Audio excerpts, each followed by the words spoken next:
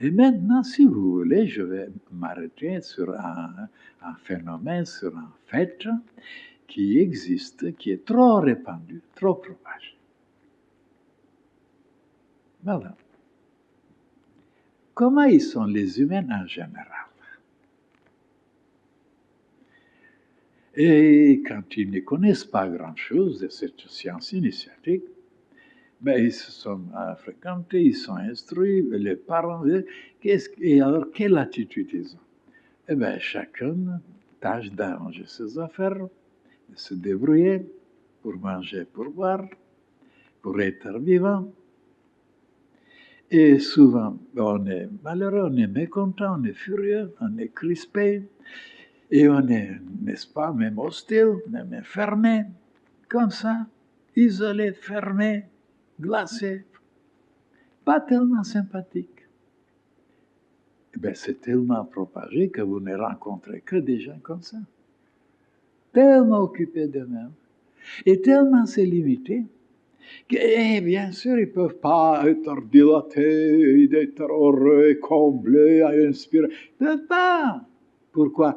Parce que pour être comme ça, il faut penser autrement, il faut agir autrement. Et je vous dirai comment vous pouvez devenir comme ça. Inspiré, dilaté, heureux, comblé, satisfait, fier. Ça aussi, c'est possible. Seulement, ce sont deux manières d'agir, de penser, de se comporter. Alors, la première manière qui est tellement propagée, voilà. Rikiki. Limite. Il n'y a que lui qui compte, c'est plaisir, c'est joie de gagner, de manger, de voir. Il n'y a pas d'autre chose dans sa tête. Et comment voulez-vous après être sourissant sans arrêt? C'est pas possible. C'est pourquoi vous voyez des visages, des regards, oh là là, il vous foudroie, il vous marche sur vos pieds, il vous insulte par-dessus le marché. Oui, au lieu de s'excuser, mais ils sont comme ça, les gens, insupportables. Pourquoi? Parce que je vous explique pourquoi. Et pour que ça ne soit pas comme ça, je vous dirai une chose. Facile, simple. Et que beaucoup n'ont pas pensé encore à ça.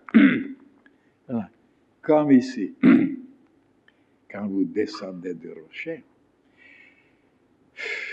je suis foudroyé par vos regards, par votre sourire, par votre amour, par cette lumière, qui sort. Toute la journée, je n'arrive pas à me débarrasser. Tellement c'est beau, c'est magnifique, et je suis dilaté. Et alors, regardez, ça devient tellement facile, tellement simple. Donc, on peut être dans cet état, tout simplement, parce qu'on est frère. Et on a trouvé qu'on gagne des millions de fois plus que si on est comme ça. Au lieu d'être renfermé, d'être hostile, d'être bougonnant. Ce qui est difficile. Et même, je peux un jour mettre contre le mur tous les économistes les plus célèbres. Moi, je peux le faire. Je dirais, oh là là, quel orgueil, quelle vanité, quelle présomption. Eh oui, pensez ce que vous voulez, mais ça va, voilà, je dirais. Alors, mes économistes, vous connaissez seulement des petits trucs de le marché, exportation, importation, mais ce n'est pas ça la vraie économie. La vraie économie, c'est en dedans, de ne pas gaspiller, de ne pas gâcher, de ne pas disperser ses forces, ses moyens, son argent, ça veut dire sa santé. Mais oui, et là, ils sont des gaspilleurs, mais alors, tellement, des éruptions, des ceci, des ça. Et dans le domaine extérieur, ce sont des économistes formidables. Et voilà comment je comprends l'économie humaine. Il n'y a que les sages qui sont des vrais économes.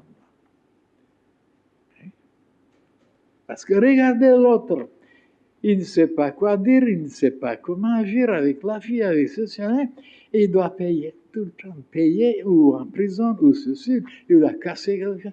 Parce qu'il n'avait pas ni la sagesse, ni l'attention, ni la... on démolit, on salit. Alors, quand on salit, il faut donner ça aux gens, il faut payer. Donc, ça, c'est des dépenses inouïes. Les gens stupides, ils dépensent d'une façon inouïe leur santé, leur temps, leur beauté, et ils ne se sont pas rendus compte. Ils sont des économes, des économistes célèbres. Oh là là!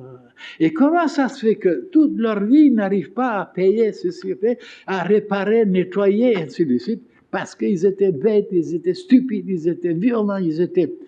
Alors, il n'y a que les sages, les initiés, qui comprennent qu'est-ce que c'est la vraie économie. Oui, parce qu'ils savent ce qu'il faut dire, ils savent quel geste, quel ceci, et quelle nourriture, et quel sentiment, Alors, ils accumulent des richesses et des forces, c'est formidable. Voilà les vrais économistes. Et les autres, ils sont ruinés déjà, ils sont affaiblis, ils sont au rouleau, au bout de rouleau, ils sont là. Oh là là, oh là là. Et des grands économistes. Hein? Alors, vous voyez qu'on ne pense pas comme ça. Et maintenant, supposez que maintenant ces gens-là qui sont fermés, glacés, hostiles, alors, savez-vous comment ils dépensent des choses, des forces, des énergies, et ils détruisent, et après il faut aller dans les hôpitaux pour être calmé, pour être guéri. Donc, ils ne se rendent pas compte que cet état n'est pas économique. La vraie économie, c'est d'être toujours avec amour, d'être toujours heureux, content, satisfait. Quelle économie alors là! Vous ramassez toutes les richesses et trésors de l'univers. Voilà cette attitude-là, la vraie économie. Et l'autre, c'est des dépenses, des dépenses. Et d'ailleurs, tout s'en va quand vous êtes triste, quand vous êtes malheureux, quand vous êtes aigri. Alors vous devez vous reposer, vous devez vous aliter, vous devez vous coucher quelque part, vous devez boire quelque chose pour vous exciter, pour vous rétablir. Et sans savoir que cet état ouvre les fenêtres, les portes et les forces qui s'en allaient. Oui. Il ne faut pas rester dans cet état. Il faut changer. Si vous voulez garder vos forces.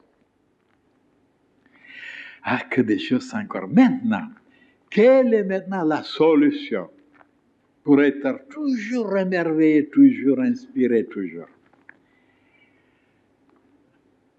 De s'oublier un petit peu et de penser, de regarder l'univers tout entier, les étoiles, les montagnes, les arbres, et de sortir un peu de soi-même, de voir qu'il y a tellement de force, tellement d'énergie qui vient des étoiles, de l'espace, pour nous vivifier, pour nous aider, pour nous guérir, pour nous nourrir.